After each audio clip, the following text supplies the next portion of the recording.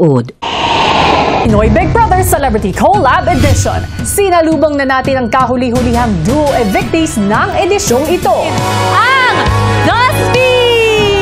At nakilala na natin ang Big Four duos na umabot hanggang dulo. Congratulations ang aking Big Four duo. Ngayong gabi, ang ilang espesyal na taong bumisita sa Housemates. Dito lang yan sa Pinoy Big Brother Celebrity Collab Edition. Isang araw bago tuluyang makilala ang Big Four duos, Good morning, y'all! lingid sa kaalaman ni Dustin ay kausap na ni Kuya ang sorpresang bisita para sa kanya. Magandang araw sa iyo. Maaari ba kayong magpakilala? Ako si Peter, tatay ni Dustin. Welcome sa aking bahay. Salamat, Kuya. Kumusta ba si Dustin bilang anak? Mapagbigay naman siya sa mga kapatid niya. Tumutulong po siya sa amin sa pagpapaaral din po. Tsaka sa mga ibang kailangan ng mga kapatid niya po. Handa ka na bang makita si Dustin? Yes, Kuya. Makita ko lang po siya. Masaya na po kami. Matapos makausap si Kuya ay pumasok na sa loob ng bahay si Tatay Peter.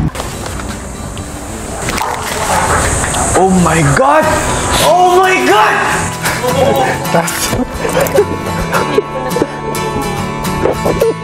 Hindi ko naiwasan na yakapin siya ng sobrang higpit. Na-express ko talaga kung gaano ko siya kamiss. Hello! Dad, go! Hello! Will, kamusta? Mika. Kamusta? Kamusta po? Ang housemates binigyan ng oras para makapag-usap sina Dustin at Tatay Peter. Kamusta? Okay naman kami. Huwag mo kaming sipin. Okay na okay kami. Lagi kang kinakamusta ng mga pinsan mo, tita mo, lalo ng mga tita mo. Yeah. Nakikita namin araw-araw pa namin pinapanood. Galing. Proud kami sa'yo lahat. Kami, grabe. Proud na proud kami. Ang dami niyang sabi sa akin mga words of affirmations. Naramdaman ko siya bilang tatay. Manalo, matalo. Good. Lahat ng mga mininiwala sa'yo. Maya-maya pa, si Kuya, kausap naman sa confession room ang mommy ni Bianca. Magandang araw sa inyo. Maaari ka bang magpakilala muna? I'm Eileen De Vera, Bianca's mom. Kinagagalak kitang makilala. Yes, Kuya. It's nice to be here. Kumusta si Bianca sa bahay niyo? Actually, Bianca is really very caring. It's something that I really miss about her kasi, it's been 3 months already. Talagang yun yung parang bagay na talagang hinahanap-hanap ko everyday. I just can't wait to see her again. Nang makausap si Kuya ay tumuloy na rin si Mommy Eileen sa loob ng bahay. Oh, darling! Hello! Mommy! Hi! Darling! Ang pretty mo naman! Hello! I'm seeing you! Hello! Oh my gosh! They're so cute! Ang cute na! Baby ko! I love you, baby! I miss you! Oh, baby ko! I love you so much! I love you! I didn't know how much I needed her until I saw her, until I hugged her. Guys, this is my mom! Hello! Natutuwa naman ako. Grabe. Ganito pala kayo here. Hello! Hi, Dustin.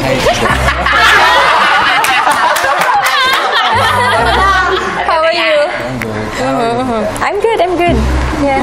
Nice to see you po. Yeah, nice to see you as well. Yeah. In person. Lalo.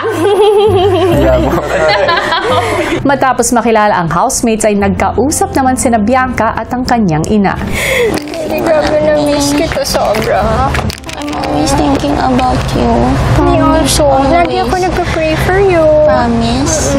Sobra. You're not worrying naman about me. Go worry. Maraming times na na talagang, syempre naubos na yung luha ko kakaiyak. Well, it's part of it. I'm okay. Nami-miss kita. That's the reason why I'm crying. Kasi, nami-miss ko yung pag-alaga mo sa akin everyday. You're my baby, but I am my baby's baby. Seeing her just really recharged me. Ang dami ko pong lakas na nakuha from her. I have something for you, darling. It holds deep meaning. Peach. This is Peach, baby. Andito yung ash ni Peach. Since day one, andyan siya lagi for you. And I'm so sure never a day na hindi kayo nakalimutan. So parang alam mo yun, it's a symbol of parang telling you na parang she's also your duo since day one. Since day, ang totoo yun. Thank you, Mommy. Love you, baby. Seeing Mommy really just filled my days. Hanggang sa oras na magpaalam ang mga magulang ni na Dustin at Bianca. Bye, Tita! Sobrang timely, kuya, ng pagdating niya. Answered prayer talaga si Mommy. Love you, Mommy. Love you, baby. Bye, Tito! Sobrang saya ko talaga dito, kuya. Lubos talaga ako nagpapasalamat sa inyo. Bye. Bye. Pagsapit ng hapon, si Kuya, welcome naman ang sorpresa para kay Brent. Maligayang pagdating sa aking bahay. Maaari po bang magpakilala muna kayo? Ako po si Mariel Manalo, mother po ni Brent. Salamat sa pagpapaunlak ng aking imbitasyon. Salamat din po, kuya. Anong masasabi ninyo sa anak niyong si Brent? Si Brent po isang tahimik na bata talaga. Sobrang mature niya. Lumaki si Brent na wala kami. Usually, every year lang kami umuwi, every 7 months. Tapos mag-stay lang kami ng 2 months, ganun. So, lumaki siya sa mga kasama sa bahay, kasama ng mga kapatid niya. Bali, ang nag-aalaga sa kanya is ang mother ko. Natuto siya maging independent dahil nga siguro siya yung panganay. Anong klaseng relasyon ang meron kayong ni Brent? Para kaming magkapatid, kuya. Sobrang close kami ni Brent. Pag may problema ako, kuya, minsan nasasabihan ko pa siya ng mga problema ko. Nagiging sandigan ko din siya, kuya. Mami Mariel, may bit-bit ka? Kay Brent po to, beef caldereta po, kuya. Kada umuwi kasi siya, kuya, one day ahead, tinatawagan talaga niya ako para pagluto ng kanyang favorite na beef caldereta, kuya. Maraming sili siya, kuya, kasi mahilig sa sili si Brent. Excited ka na bang makita si Brent? Sobra, kuya. Sobrang excited. Matapos kausapin ay pinapasok na ni Kuya si Mommy Mariel sa garden. Mami Nobi. Labas, tara. Lakad. Brandy! No way. Oh my God!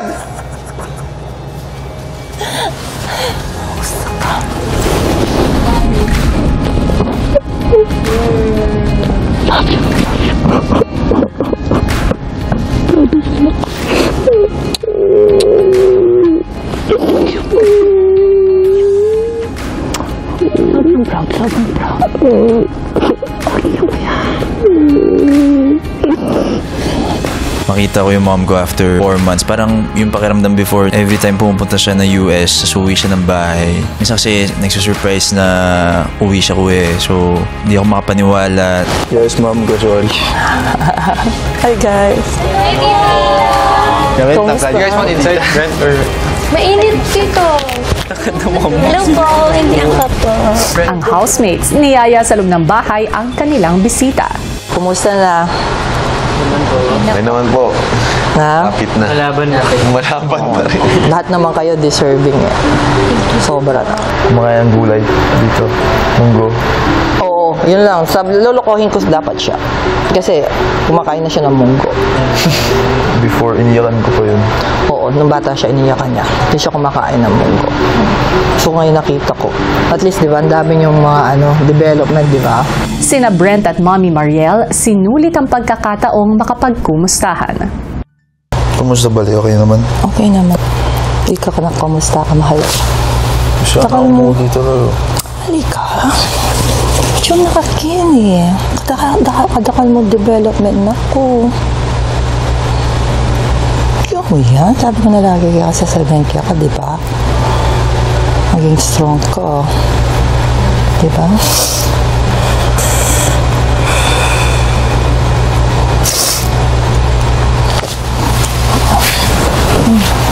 Diyan.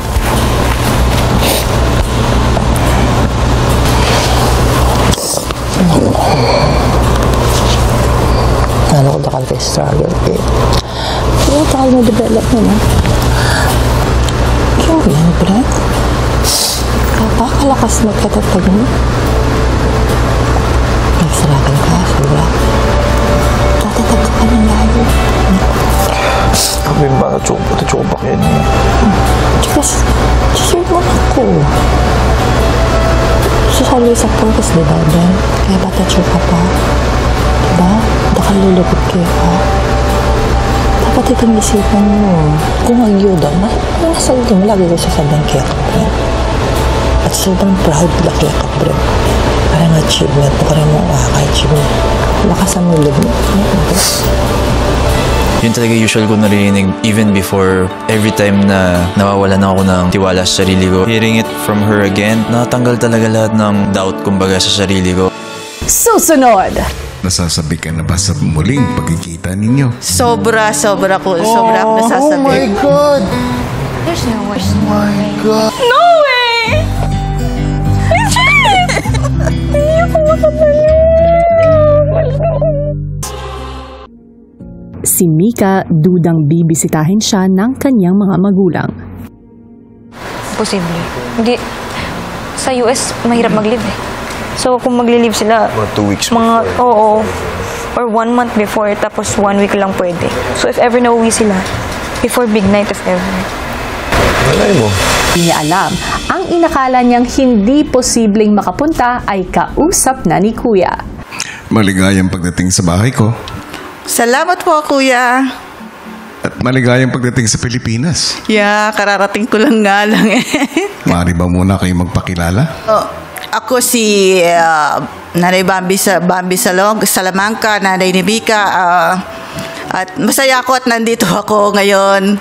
Excited ako na makita ko yung anak ko. Excited ako. Hindi ko alam kung anong mararamdaman ko kasi matagal ko na rin siyang hindi nakikita eh. Kwentuhan mo nga ako tungkol kay Mika. Mabait na bata naman si Mika, masunurin at saka sobrang, ang ano lang sa kanya, sobrang mapagbigay niya. Sobrang close nga kami pag nagkikita kami. Pag nasa amin siya or nandito ako, natutulog kami sa isang kama. I-stage ka niya sa kama pag nandun siya, hindi ka niya paalisin. Basta makayakap lang siyang ganyan, natutulog na kami, hindi ka makakaalis. Grabe siya ka-sweet.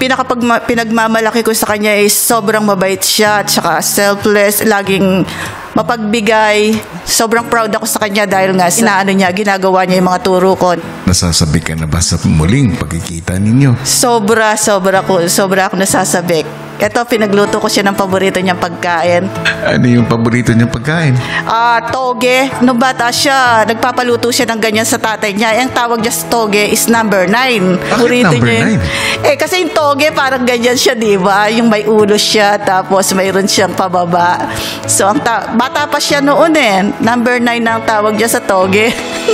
Bukod sa paboritong number 9 ni Mika, isa pang sorpresa ang balak ipakita sa kanya ni Nanay Bambi. Matapos makausap ni Kuya ay pumasok na nga sa loob ng bahay si Nanay Bambi. Maya-maya habang nasa living area ang mga housemates at ang Mommy Mariel ni Brent. Hello, Mika. Kumusta ka na dyan, anak ko? Nandito lang kami, tuloy-tuloy sa pagsuporta at dasal para sa'yo. Mahal na mahal ka namin. And see you soon, baby ko. Thanks, Kuya. Ilang taon mo na silang din nakikita? May isang taon na ba? Umuwi po yung parents ko po nung Pasko po. Oh, yeah. 5 minutes. 5 minutes. Oh, sige. Ano lang? Ano? Ilang saglit pa, Your time, Mika. Oh my God! There's no way. There's no My way. God! There's no way. Umuwi yung mom niya. No way! Cause every song just reminds me of you and it kills me. Though it wasn't Legit nga yan! letting you go. Cause every song just reminds me of you and it breaks my heart. You're still here the way. Pinagdala kita ng ano? Gatas ng kalawang. Hindi ako makapaliw.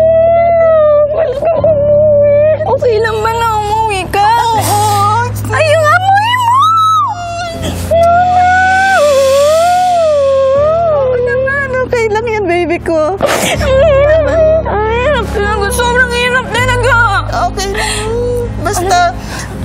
Ako po kasi kuya, hindi na ako nag-expect na darating yung mama ko or yung papa ko or any. Hindi ako makapaniwala kuya na nandito siya. Kasi sabi ko, wow, umuwi talaga siya, ganyan. Uuwi na sama na ako sa inyo. Huwag muna, lumaban ka muna. Ilaban mo muna yan. Hello? Maya-maya ay ipinakilala na rin ni Mika ang kanyang ina sa mga housemates. Tita, mama ko po. Hello? Kumusta? Kumusta po? Nag-date ba kayo? Oo. Kumusta? Po in person, tita. Ilang saglit pa ay nakita na ni Mika ang sorpresa para sa kanya ni Nanay Bambi. Alam, meron ko na nanaginip. My God! Ay! May ano ako, good news ako sa'yo. Tignan mo yan. Oo, huwag ka maingay. What is it? What is it? Sige na, tignan mo. Wait, hang on. Pagkawag.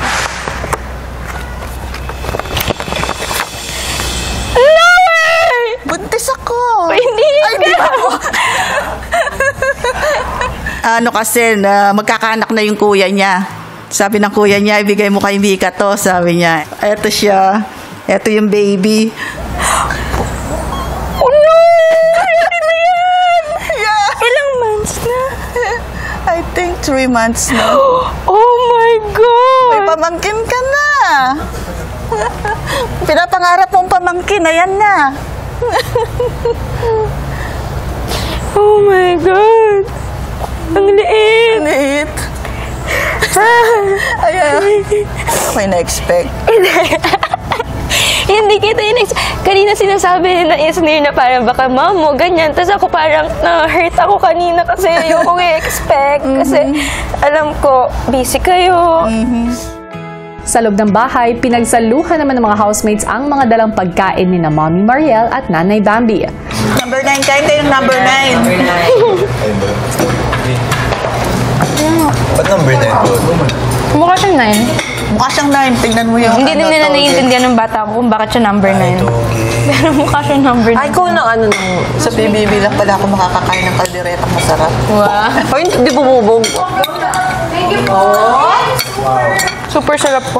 Pagkatapos kumain, nagkaroon pa ng pagkakataon para makapag-usap sina Mika at Nanay Bambi. Manalo't matalo, panalo ka na ha. Huwag mong i-stressan ang sarili mo. Okay lang yan, yung pinakita mong kabutihan dito sa loob at saka yung nakisama ka, doon palang panalo ka na. Pero kung lalaban ka, lumaban ka. Alam naming mahirap, pero ilaban mo lang hanggang makakaya mo. Hanggang sa dumating na ang hudyat para magpaalam kina Mommy Mariel at Nanay Bambi. Okay, kita tayo sa ano. Sobrang nakatulong po sa akin yung pagpasok na nanay ko, kuya, kasi at least alam ko na yung kung ano talaga yung reaction tsaka iniisip nila. Bye-bye, thank you sa inyo. Oh, yeah, talk to kuya. Thank you. Yeah? Kainin niyo pa ba? Iba yung pakiramdam, kuya, na makita mo siya after 4 months, no? Mamaya. Talagang panghahawakan ko until the end of my journey inside your house. May ganong sinabi siya na kahit anong pakita ko, proud siya. Enough na sa akin yun, kuya, na mapanghahawakan ko. Ganyan na nga ano ko eh. Alam ko, masaya ang puso ko kasi nakita ko si Mika. Kaya sulit na yon. Ang ganda niyang reminder. Like, parang game na ulit ako mag-task ngayon, kuya. Yun yung nararamdaman ko ngayon. Sobrang gaan ng pakiramdam ko. Right. Susunod! Mates, lalo pat nakabisita na ang lahat ng kanilang mga magulang na sigurado nakapagbigay inspirasyon sa kanila. Hello Philippines and hello world! Just 5 days to go before the big night. At sa huling Lunes ng edisyong ito, aba si Kuya hindi pa rin nagpapaawat sa kanyang sorpresa para sa mga housemates dahil isang unkabaggable and phenomenal na bisita naman ang nagbabalik bahay at ang gugulat at magbibigay ng saya at syempre makabuluhang payo sa ating mga housemates. Pilipinas at Team Online, narito ang kwento. Isang hapon sa bahay ni Kuya, tila may napadaan. Ano kayang pakay niya? Kuya? And Mrs. Please. Parang may naliligaw sa bahay ko. Kuya, you're here? I am. And I'm Dumadaan kasi ako sa harapan ng bahay mo. Bumili ko nitong mais. Ang init. Gusto ko lang humingi ng tubig. Pero nandito ka pala. Lagi ako nanonood ng PBB at saka di ba ever since pinapapasok mo ako rito. Nakilala mo na ba ang housemates ko? Yung iba kilala ko sa labas pa lang, nakilala ko na sila, na-meet ko na sila. Pero yung iba, hindi pa masyado. Kuya, lumamig na tong ano ko. Yung tubig lang naman ang hinihingi ko. Ang dami natin na pag-usapan. Lumamig na tong ano ko, mais. Gusto mo pa ba ng tubig? Gusto ng tubig? Gusto ng tubig? Saan ako pwedeng kumuha? Pwede sa loob. Saan? Pasok ko sa loob? O ganito. Para masorpresa yung housemates ko, bigla kang papasok sa bahay at maghihingi ka ng tubig. Nakikita ko ng mga housemates. Oo. Habang walang kamalay-malay ang housemates ay pumasok na nga si Vice para makihingi ng tubig. Oo, yung parang, ano nga ba to? Ano nga ba? Oh my God, it's there. Oh! It's Meme. Oh my God! Oh my God! Oh my God!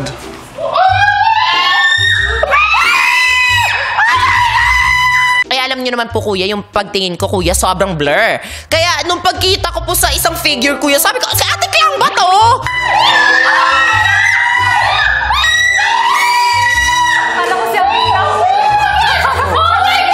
Kuya, ang ingay naman dito. Hihingi lang ako ng tubig. Ba't ang ingay? Sabi ko, ba't tumangkad si Ate Clang? Tapos nung na-realize ko kuya na si Meme Vice pala. Oh my God! Medyo na ano po talaga ako kanina na overwhelmed. Sobrang saya ng puso ko kuya kasi nakita ko si Meme. Kaya ayun po kuya, direkta po akong pumunta dun sa kitchen. Ang damot niyo. Ang init sa labas, kuya, tapos ito lang papainom mo sa akin.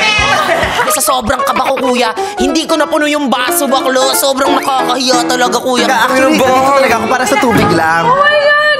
Nakakahiya! Hi! Hi, Esnir! Hi! Nice to see you again! Hello! Anong meron? Parang may corporate meeting. may pa-board meeting. Hello! Hi, Will! Hi! Nagulat din po ako. Kaya kasi growing up, talagang pinapanood ko din po sila sa Showtime. Hi! Hello po. Hello! Hello! Hi! Hello! Hi, Will! Kumakain kasi ako ng sweet corn. Diba lang naman ako sa labas? Bumili ko ng sweet corn. Tapos, ang init. So, humingi lang naman ng tubig. Pinapasok ako sa confession room. Tapos pinapasok ako dito. Yun lang. Humingi lang talaga ako ng tubig. At yaman din lamang na nasa loob na siya ng bahay, naisipan na rin na makipagkwentuhan ni Vice sa mga housemates. Question, kung sikat na sikat na kayo ha, sikat naman na kayo, pero kung yung sikat talaga kayo, papasok pa kayo sa bahay ni Kuya? Siguro sa natutunan ko po ngayon dito, baka. Papasok pa din? Baka. Kasi hindi ko po talaga nakita yung sarili ko papasok dito. Parang nung time po na yun, naisip ko na for experience. Parang experience talaga out of my comfort zone. Meme, kung Meme Vice levels na ako, tsaka Papa P level, feeling ko po papasok pa rin po ako. Kasi ito po yung kinalakihan ko. Nanonood po ako dati dito sa probinsya. At gusto ko din po talaga na matest yung sarili ko kung hanggang ano yung kaya ko, kung hanggang saan ako. Sa inyo namang lahat, wala namang imposible. All of you are limitless. All of you. That includes you. You are limitless. So don't let anyone tell you or dictate to you to be the next Vice Ganda. You can never be the next Vice Ganda because you can create your own path. And you will. And I'm looking forward to seeing that. I'll be on the side rooting and applauding you. Pag sikat na kayo, marami na kayong pera, dami niyo ng achievements, huwag kayong masasanay na lagi kayong komportable. Kasi pag masyado na yung tayong komportable, nawawala na yung passion, nawawala na yung learning. Napakarami pong words of wisdom ang narinig ko po sa kanya kanina. Para sa akin, yung buhay talagang continuous improving, continuous yung pag-aaral po talaga. Kaya kahit maging Piolo na kayo, maging Catherine Bernardo na kayo, huwag mawawala yung gutom. Ang daming magagaling, tapos bakit wala na? Wala na sila. Bakit hindi na ganito? Kasi nawala yung gutom. Sobrang talino niya ni Meme Vice. Alam mo talaga na yung tao nagsasalita na maraming napagdaanan na, and yung mga pinagdaanan niyang yun, talagang isinabuhay niya. And Kuya will be very proud na marinig niya, after nahirapan kayo dito, papasok pa rin kayo. Kasi ibig sabihin, mas maraming mga makabuluhang bagay na nangyari sa inyo kaysa dun sa mga paghihirap ng pisikal at ng iba pang mga bagay. Congratulations! Ilang saglit pa ay nagpaalam na rin si Vice sa mga housemates. Tuwa ako dun sa chikahan ko with them. Maganda silang mga magsalita. May sinasabi. Alam nila yung mga sasabihin nila. Sobrang gandang reminder ni Meme Vice po, Kuya, to just keep on dreaming po, Kuya, no matter kung gaano ka nakalayo or kung gaano ka nakasuccessful. For sure naman, marami silang magandang natutunan dito at isi-share nila yun sa iba naman. They will always want to go back.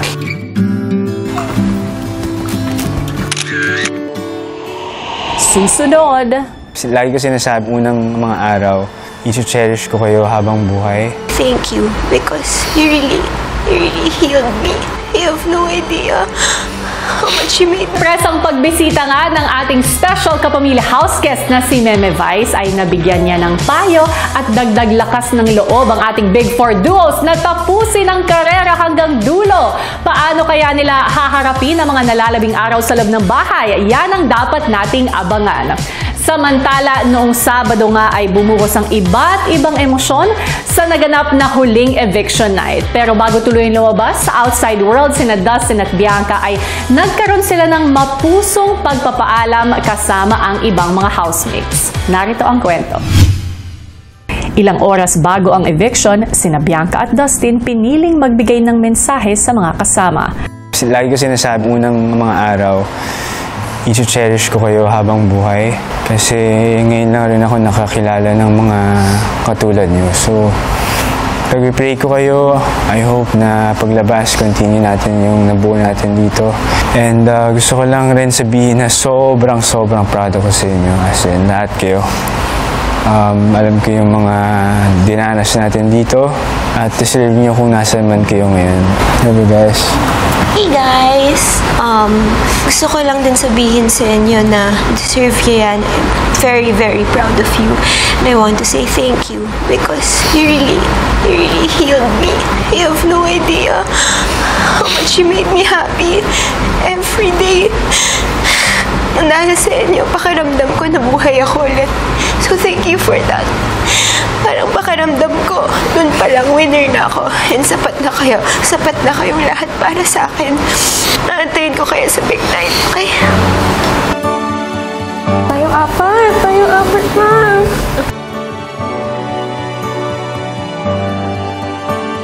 Hanggang sa sabay-sabay nang narinig ng lahat ang opisyal na resulta. Kayo ang kukumpleto sa ating Big Four, Brecca, Brett, and Mika! Congratulations! You are part of the Big Four!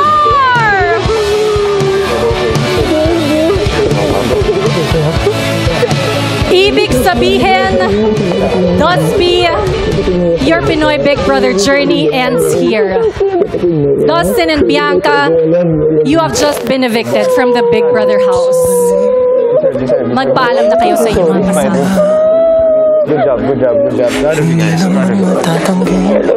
Siyempre, nalungkot po ako kasi para ko na po siyang little sister. Never po siyang hindi nag-support po sa akin po sa journey ko dito, Kuya. Kaya nalungkot po talaga ako, Kuya, kasi alam ko kung gaano ka-important to kay Bianca, Kuya. Thank you guys. Sa amin naman po ni Dustin, friends po kami sa labas and dito po sa loob mas napatibay din po talaga. Kaya nakakalungkot po syempre na makita po na umalis sila knowing na kung gaano rin po talaga nila kagusto. Kailan ba naging madali? Kahit tayo kung sa aking buwan ikaw. Pangarap naming dalawa, magsama talaga sa Big Four, Kuya. Kaya parang mahirap pong i-process sa utak. Alam ko po yung pangarap ni Bianca, Kuya, and kasama ko po sa laban ko. Love you guys! Bye guys! Love you guys! Love you guys! Ayaw kung sa aking Make sure ko po na paglabas, kuya, dun po talaga namin tutuloy yung lahat ng pinagsamahan and nabuo namin dito sa loob ng bahay niyo po. Best friend pa rin kami kahit sa labas na. Di nagtagal ay narinig naman ng Big Four Duos ang anunsyo ni Kuya. Congratulations ang aking Big Four Duo! Sobrang proud moment ko po yun. It made it official na we're really part of the Big Four. Part talaga ng summit yung climb. It took a while. It took 3 chances for us to get here. Pero it's all worth it, kuya. Nice one na po. Edit na po. Just to see our logos po talaga na nakadikit po dito sa jacket namin just makes everything so much better. Doon nag-sink in na wow, parang we made it. This is it, pansit, kumbaga. We're almost there to the big night. Big Four! Abangan bukas! Big Four Duos, isang mahalagang tanungan ang magaganap ngayon. Please welcome Asia's King of Talk, Boy Abunda.